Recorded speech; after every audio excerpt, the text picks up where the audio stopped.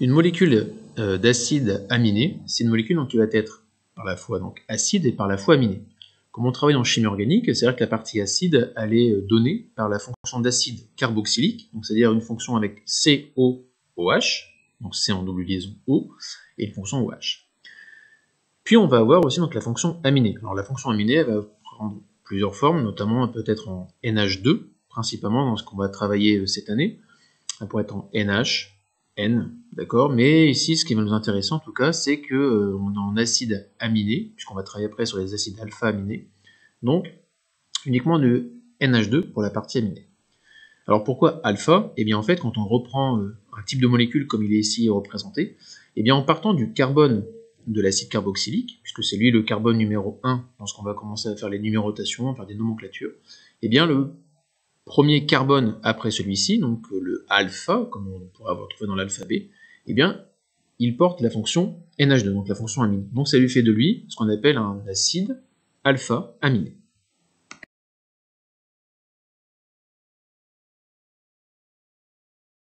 Alors afin de représenter certaines molécules, on va devoir prendre ce qu'on appelle des outils de représentation, et notamment il y a une représentation qu'on utilise beaucoup, c'est ce qu'on appelle la représentation de Cram. Donc cette représentation, elle permet en fait d'avoir la molécule représentée en 3 dimensions, donc sur du 2 dimensions, sur du papier, comme on pourrait l'avoir en fait avec les modèles moléculaires.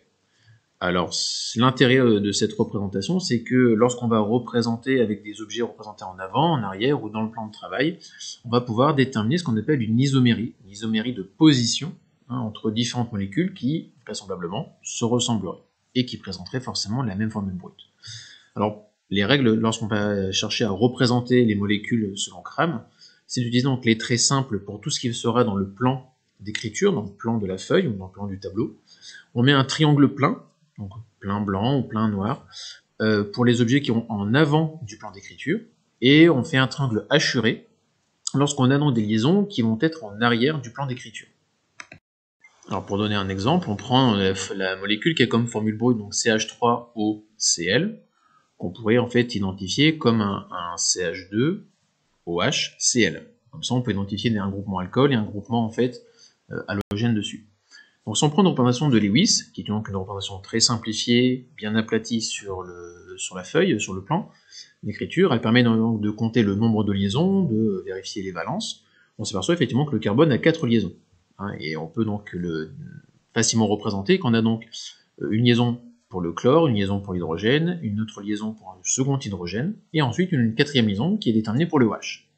Et on peut donc partir de cette représentation et la mettre en 3 dimensions, c'est-à-dire la mettre non pas à plat, mais en triangle, c'est-à-dire sous un système de pyramide, et non pas de triangle, pour en fait représenter un objet qui va vers l'avant, donc une liaison vers l'avant, une liaison vers l'arrière, et deux liaisons qui seraient dans le plan. Donc une structure tétraédrique.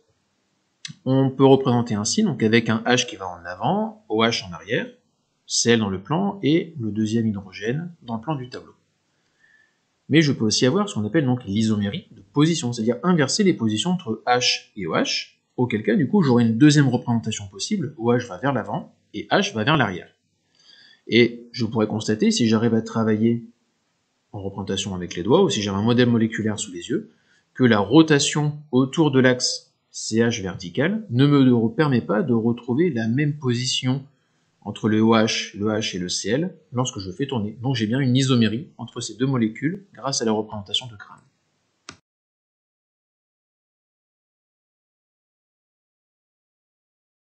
Alors en stéréochimie, il y a du vocabulaire qui est important, et notamment un qui revient, qui est une propriété très importante en chimie, c'est ce qu'on appelle la chiralité. Donc la chiralité, ça vient du mot ker, par rapport aux mains dans le grec, j'espère le prononcer assez bien, où en fait les mains, donc elles sont, pour ainsi dire, identiques l'une de l'autre, à ceci près qu'elles sont symétriques par rapport à un plan. C'est-à-dire comme dans un miroir, image l'une de l'autre dans un miroir. Et bien les molécules, à l'instar de ce qu'on a présenté juste avant, elles sont capables d'être images l'une de l'autre, mais sans pour autant être superposables. Parce que si je regarde bien, d'accord, j'ai la même chose selon un plan de symétrie, mais je ne peux pas les superposer l'une par rapport à l'autre. Et donc en fait cette chiralité, cette propriété, on va la retrouver en chimie organique. Et afin de marquer une molécule, lorsqu'on a découvert qu'elle pouvait avoir justement cette propriété de chiralité, on va mettre une astérisque sur le carbone qui va présenter 4 groupes différents. car c'est bien là la propriété de la chiralité, il faut que j'ai 4 groupes différents en représentation, comme dans la molécule où ça va représenter, donc on a un hydrogène, un CH3, un Cl, un Br.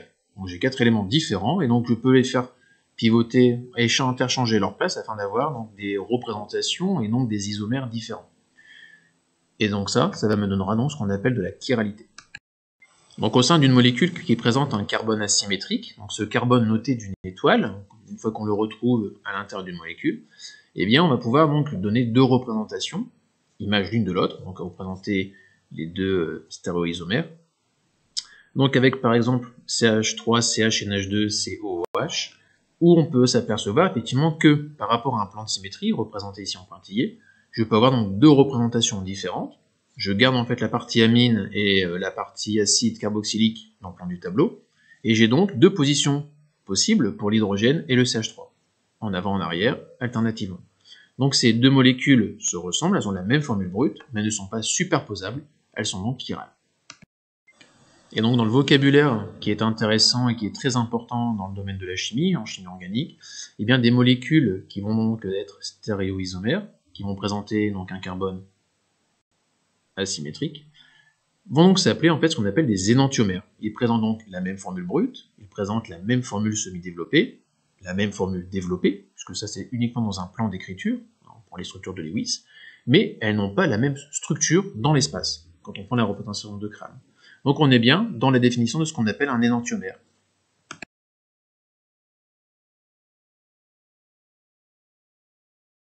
Alors, autre type de représentation que le chimiste a à disposition, c'est ce qu'on appelle la représentation de Fischer. La représentation de Fischer consiste finalement à représenter une molécule comme s'il était vu par le dessus et qu'on la voyait sur une surface plane. Alors ça ressemble à de la représentation Lewis, mais ça n'en est pas, puisqu'en fait on va se baser sur la représentation de Crame de base. Comment est-ce qu'on va faire? Eh bien, en fait déjà, donc, le carbone asymétrique, on l'a identifié, on ne le représente pas. Donc dans cette représentation que j'ai en 3 dimensions, je me place au-dessus de la molécule et j'essaye de visualiser un petit peu son ombre sur une feuille par le dessus. Donc je vais toujours garder en fait une règle, c'est-à-dire que le groupement carbonyle, je le mets toujours à la partie du haut, et le reste de la molécule, le résidu, je le mets par contre sur la partie basse. Comme ça, sur les parties latérales de ma représentation, je vais avoir les groupements qui me semblent intéressants, les groupements alkyles, les groupements alcool, les groupements cétone, ou bien des groupements amines, nous ce qui va vraiment nous intéresser ici. Donc en empruntant quelques dessins et une animation faite à Personive à ren1.fr, on peut essayer justement de comprendre correctement cette représentation de Fischer. Alors je pars de la représentation de Crame avec 4 groupements A, B, C, D. Effectivement, lorsque je cherche d'un coup moi à représenter, à regarder cette molécule, je me place entre les 2 parties qui vont en 3 dimensions, l'arrière et en avant. Un petit peu comme si je plaçais mon regard dans le plan de la feuille.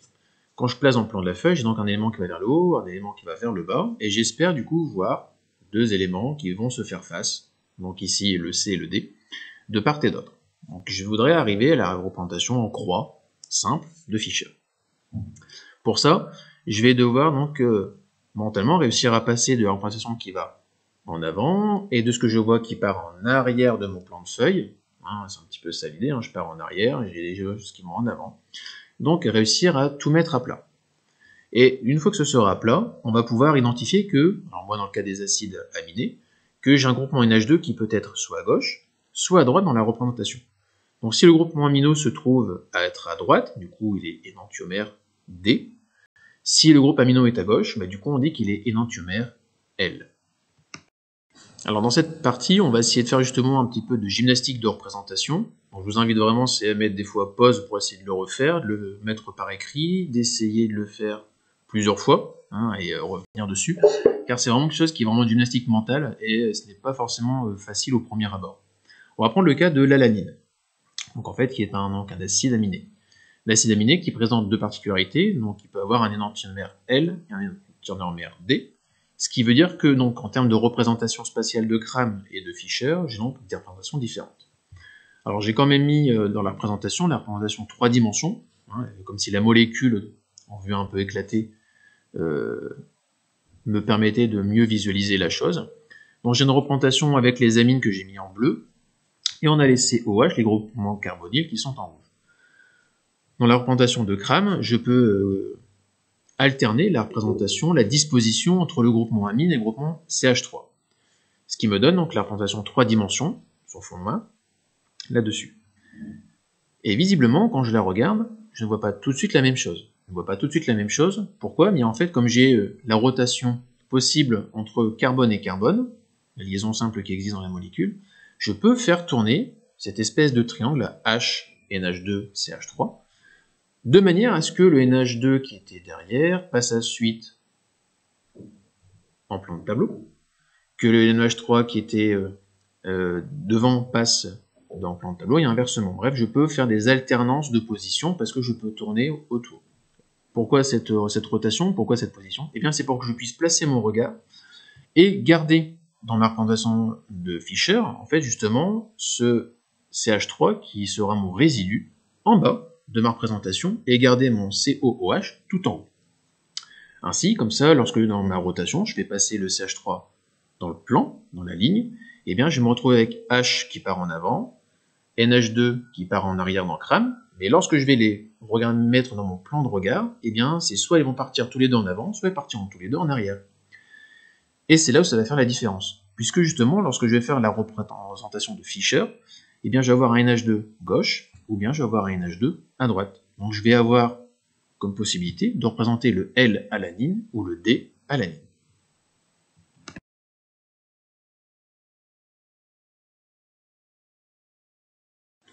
Alors un peptide, c'est une molécule qui est l'association en fait de deux acides aminés.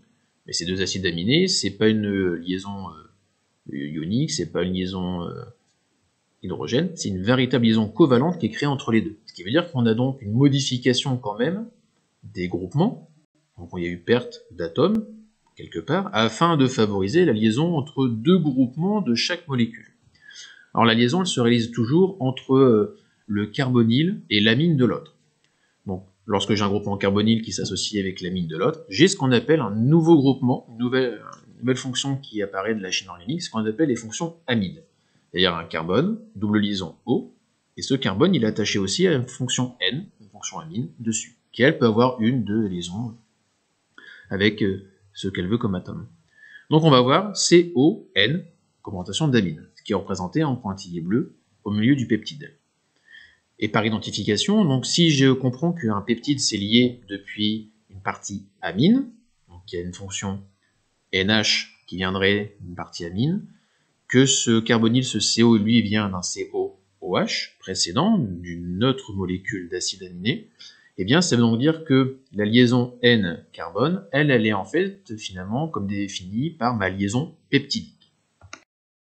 Donc j'identifie la liaison peptidique, j'identifie la partie amine de mon amide, j'identifie la partie carbonyle de l'amide, et bien donc je peux donc retrouver les deux acides alpha-aminés qui ont servi à la construction de ce peptide, d'accord, de ce dipeptide. Donc on a un enchaînement d'acides alpha-aminés lorsqu'on va travailler sur ce type de peptide ici. On peut retrouver le peptide alpha-aminé numéro 1, celui qu'on a symbolisé en jaune. On arrive à trouver l'acide alpha-aminé numéro 2, qui est symbolisé en rose. Et on retrouve bien donc la partie acide et l'amine, numéro 2, qui s'est combinée sur l'acide du premier acide alpha-aminé, puisque j'ai conservé le NH2 intact dans l'autre partie. Donc on a bien donc l'acide aminé alpha 1 et l'acide aminé alpha numéro 2. Donc ce peptide, ce dipeptide qu'on a amené ici à l'étude, il provient donc de la condensation de ce qu'on appelle un premier acide alpha-aminé, de par la fonction amide, avec la fonction carbonyle, acide carboxylique, du deuxième acide alpha-aminé, ce qui signifie que lorsque j'écris cette réaction de condensation avec toute la molécule, je m'aperçois que l'amine, il a perdu un H, que la partie acide carboxylique, elle a dû perdre le OH, et donc que l'ensemble des deux m'amène à la conclusion que ça a formé de l'eau, donc on a formé H2O.